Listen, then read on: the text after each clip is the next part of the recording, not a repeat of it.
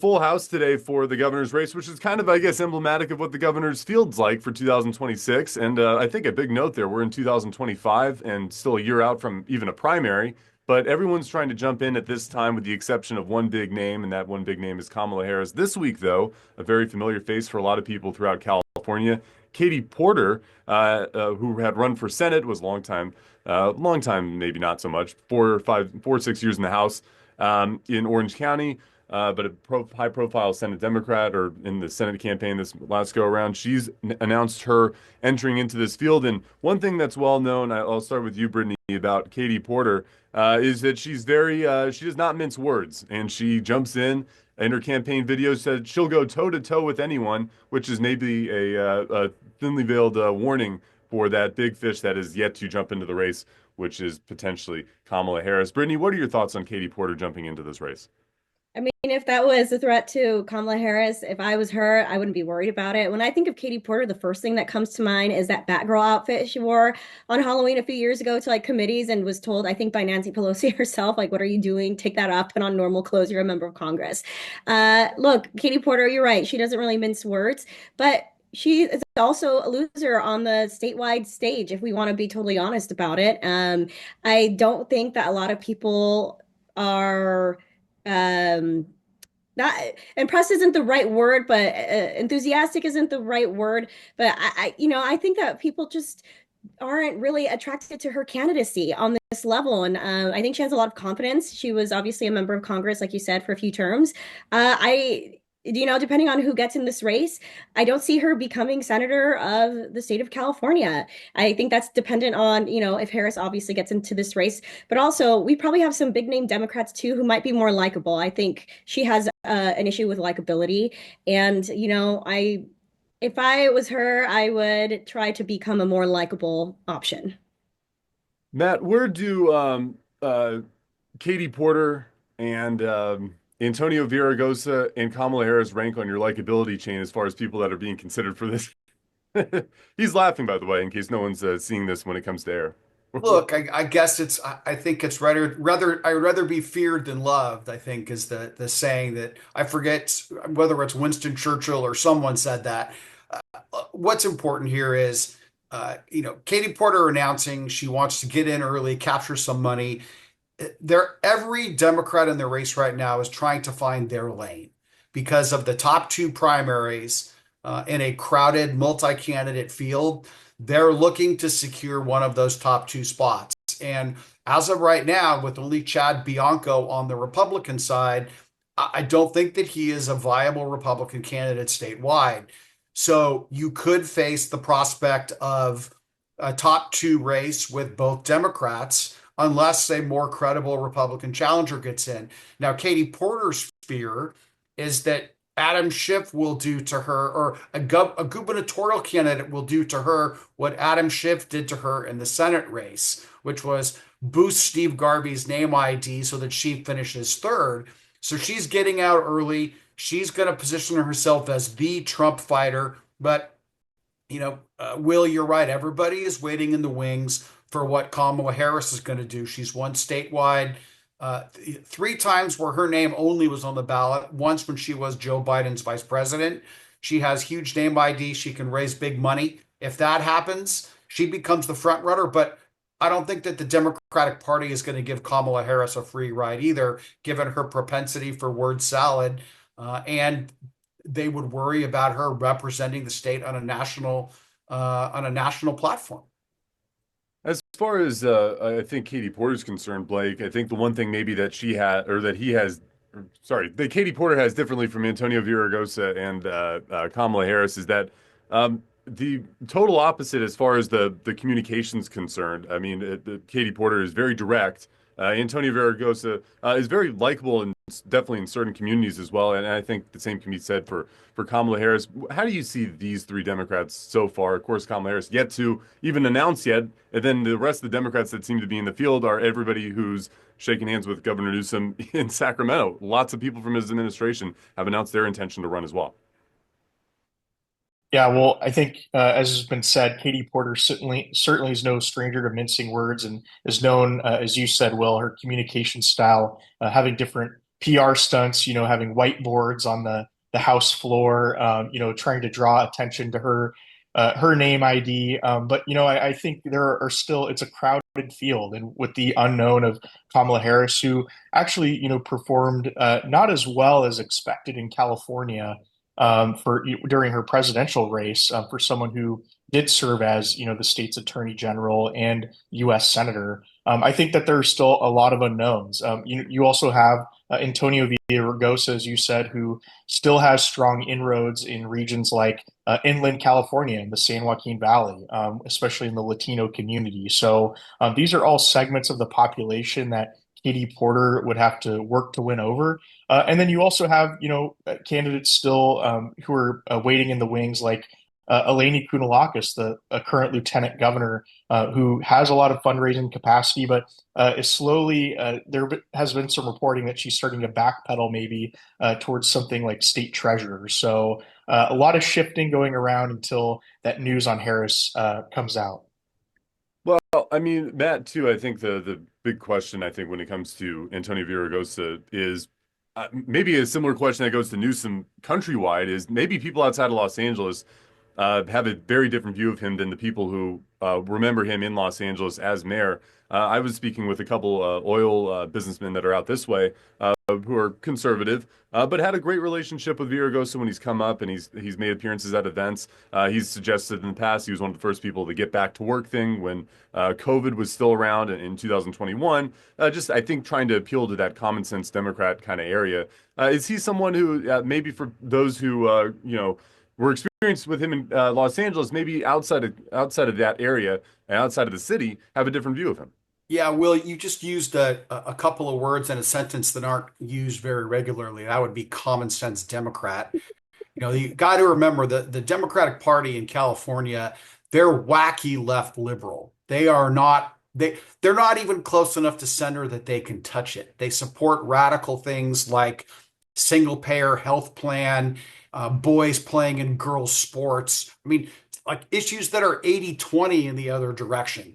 So, I mean, but going to Antonio Villaraigosa, he is a moderate Democrat. I think that look, the challenge that he faces is that he hasn't been an elected official for a long time, and I don't know a lot of voters who even know who he is. So he will have to do some name identification and some to boost that. That's going to take a lot of money in a state like California. And if Kamala doesn't get in, he's in a fairly good position to hopefully make the top two finisher in November.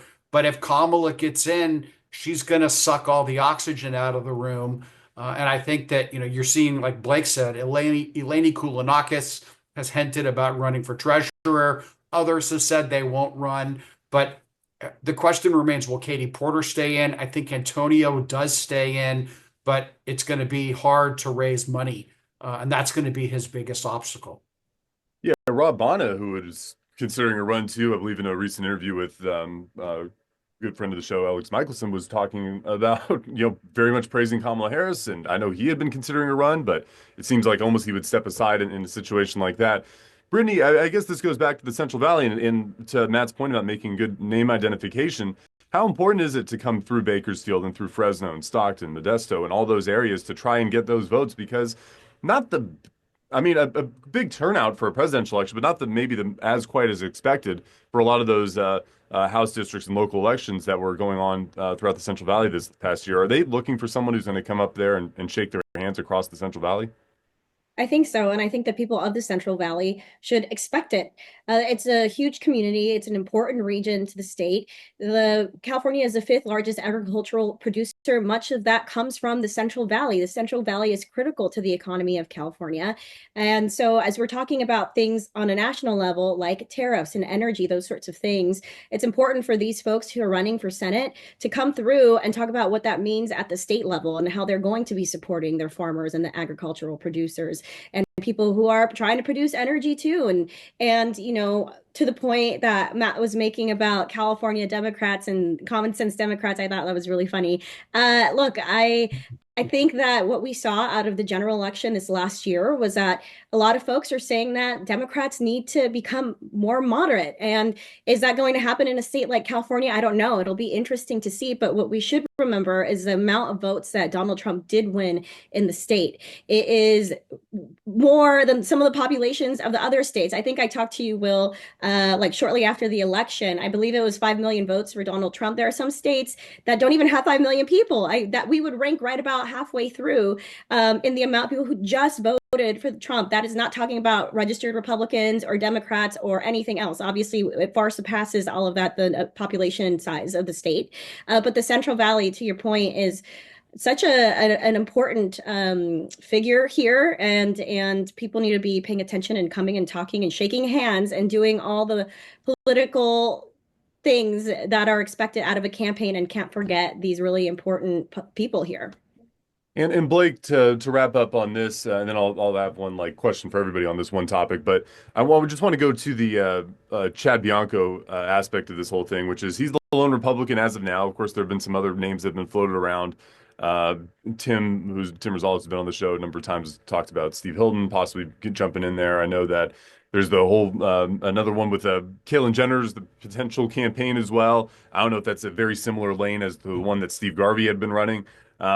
And then, but just on this topic with Chad, what are your thoughts of him or as a lawmaker trying to run for office? It seems like from a number of Democrats being wanting to vote for a person, a lawman like him, who has very hardline views that are different in Riverside County than definitely other counties across California, specifically in Los Angeles County.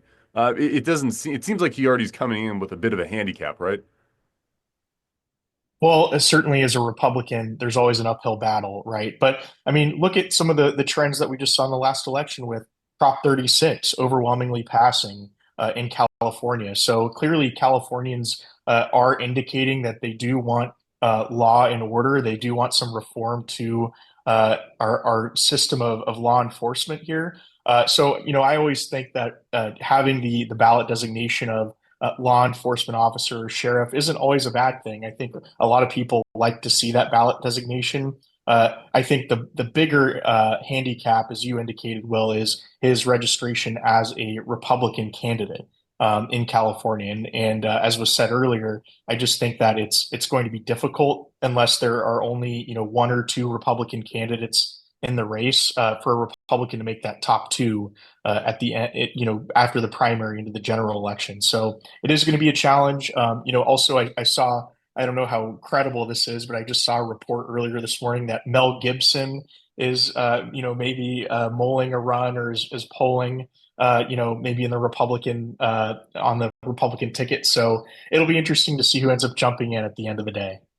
Well, he sends mixed messages because half his face is painted blue, so maybe he'll jump in as a Democrat. I don't know. But Matt, I guess to you, we'll start with this front runner question. I'll ask it of all three of you. Who do you think is the front runner, Matt, for this election in 2026? Well, the front runner right now is she who shall not be named. That would be Kamala Harris. Right now, though, right now it's probably the most high profile person in the race is Katie Porter, just because she has run statewide before. But again, it's really, really early, and that's going to change. And then Brittany, to you on this. I would agree. I think it is Katie Porter at the moment. We'll see who else gets in, because we do have a top two primary system. We'll see if another Republican gets in. But at this rate and in this moment, I would say it will likely be a two Democrat race. I'm a Republican, so I want to see a Republican on the ballot, and we'll see, if any other Republicans get in. But yep, I think it's Katie Porter. And then Blake, to you as well. Similar answer there. Yeah, I hate to just sound like it, I'm echoing everyone, but I think that's exactly right. I think Vice President Harris, if she decides to jump in, easy front runner. But Katie Porter certainly has the most name ID out of any of the candidates, including the lieutenant governor, I think, who, even though has run statewide, I just don't think we have seen her as much in a high profile capacity at this point. Right. I mean, I haven't seen her at all coming down this way as far as that's been concerned. And it's almost one of those things where if you have that big name that is looming, you don't want to necessarily campaign and spend all that money, especially if you can spend money elsewhere or raise funds elsewhere later in this race. Last topic, we'll get through it pretty quickly to get everyone out on time. Uh, People who want to start podcasts, I guess the list started with me, and then now it's gone to Governor Newsom as far as reaching out to people across the state. But I think that's a question of whether or not he's reaching out to people across the state when you look at the people that he's talked to so far. Um, Deciding to open with Charlie Kirk, more of a right-wing podcaster. Brittany, I'll start with you on this. It seems like the thing that's missing for the most part are maybe more of those California conservatives and just really California working people and just people throughout the, let's say the Central Valley, for example, or other parts of California that have been affected by policy coming from Sacramento. Is that a missed opportunity to politically speaking, or is it his, or he's thinking, I'm thinking big picture, obviously, with presidential aspirations in the future. So I got to start with someone like Charlie Kirk. Well, first of all, Will, congratulations on being a trendsetter and inspiring the governor to start this podcast. I think that this is so dumb to, take a page out of Katie Porter's book and just be like straight up about it, I guess. It makes no sense to me. You are a sitting governor of the most populated state in the country. What are you doing? You brought in Charlie Kirk and Steve Bannon. Steve Bannon particularly is like fringe right wing. Like Trump doesn't even want anything to do with him anymore.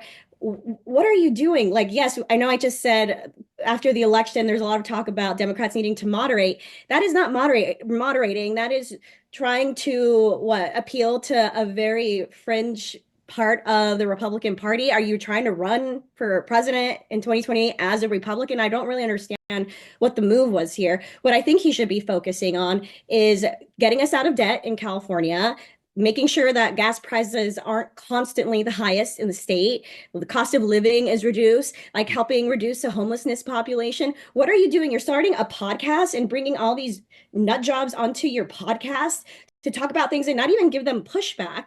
I think that was outrageous. I know that podcasts are fun. A lot of people have started them even as they're sitting members of Congress or what have you. But yes, it is a missed opportunity. You should be trying to find common ground with folks who are on the other side of the aisle but aren't insane. I think that there's plenty of regular Republicans to choose from. I don't know why he would have chosen those two just because they have a broad reach. Because now what people are saying is like, oh, well, Charlie Kirk, Steve Bannon own you, Newsom, and not to, sorry to be on my soapbox here, but I've just been thinking about this for days, and you're the first person I've gotten the chance to talk to about it. So that's my opinion on Newsom's ridiculous podcast. Well, and that's the thing, I think, with someone with principles first, of course, with your organization, you would probably like, if you're talking about moderation, would be someone who would probably want to talk to you. Blake, we'll go to you, then Matt, we'll get your final thoughts on this as well. Blake, your thoughts on just maybe even just going down to where you are in the Central Valley. I know you run or you run the Maddie Institute, which does great work with the four institutions that are over there. Was it Stanislaus State, Cal State, Bakersfield, Fresno State, and UC Merced? I imagine students over there or even political leaders in that area would appreciate some time with with the governor as opposed to the way he's gone so far. Yeah, well, I think first and foremost, aside from trying to maybe get more Republican listenership, I do think one of the goals of the governor is to do with this podcast is to do exactly what we're doing on this podcast is talking about him, right? Being able to continue talking about it, have it as a dinner table topic of conversation. That's what the governor wants ultimately with this podcast. And so I think he's been successful so far, trying to spark conversation and be up there at the forefront of media headlines as he lines up his run for governor or excuse me, president, as we all assume in 2026, and then of course in 2028 when the presidential election is. So I think we'll continue to see that moving forward. I do think that, in the Valley, there are real concerns, there are real issues here not being addressed, cost of living. We have some of the poorest, most, underserved communities in the entire nation right here in our backyard, just miles away from those campuses that you listed out, Will. People who are not focused on podcasts, they're focused on, picking crops, picking up their kids from school, trying to worry about real world issues. So I do think it is a little difficult for folks to try to rationalize what the purpose of this podcast is, but I think for all intents and purposes, it's for the governor to try to keep his name ID as high as possible. And Matt, final thoughts? Yeah, I'll be quick. Look, I think that Governor Newsom realizes two things. One, that the intractable problems that both Brittany and Blake have described, chronic homelessness, high taxes, affordability crisis, public safety, none of that's going to get fixed by the time he's out of office. And that if he wants to run for president, he is going to have to tack back to the middle. And I think that, right now he's had two conservative guests on the right end of the conservative spectrum. He can say, I've listened to them. I'm trying to understand their arguments. At a certain point, he's going to have to flip the switch and start to counter what they're saying with some responsive Democratic arguments. But he can't do that until he has listened to them. So it's good for him to boost his name ID nationally and by talking to folks like Charlie Kirk and Steve Bannon, because no other Democrat is doing it. I don't know if it's going to pay dividends in the long run, but it's something different and a recognition that he can't run on his success in the Golden State, because the Golden State's looking pretty tarnished right now. And as we were talking about bringing up trendsetters, I wish I can claim credit for this. That goes to John Fetterman as far as the sweatshirt's concerned and the hoodie. But, we're still working towards getting a signature look for myself personally on this podcast in the future. You wear it better than him. Fetterman looks frumpy. You look very distinguished in your... Thank you. I appreciate it. I'll take it. Please give me more compliments. No. Thank you all so much. Have a great weekend. Appreciate your time. You got it.